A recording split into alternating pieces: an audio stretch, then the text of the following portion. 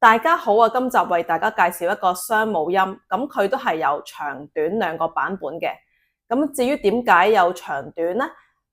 之後會有一集我詳細咁樣講。咁暫時大家記住先。咁呢個音咧就係由呢個啊同埋 it 組成嘅。咁讀嘅時候又係啦，前長後短，前重後輕咁樣讀。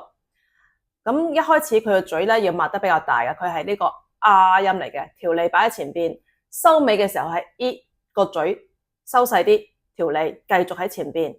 咁讀短嗰個版本嘅時候咧，當然要讀短啲啦，同埋佢一開始個開口咧係唔需要咁大嘅。讀長嗰個版本咧，一開始個開口要擘大啲，同埋讀長啲。好，示範咯。短嗰個哎，長嗰個I。好，短嗰個有咩例子咧？就係 ICE 冰 ice。長嗰個例子眼睛 EYE eye。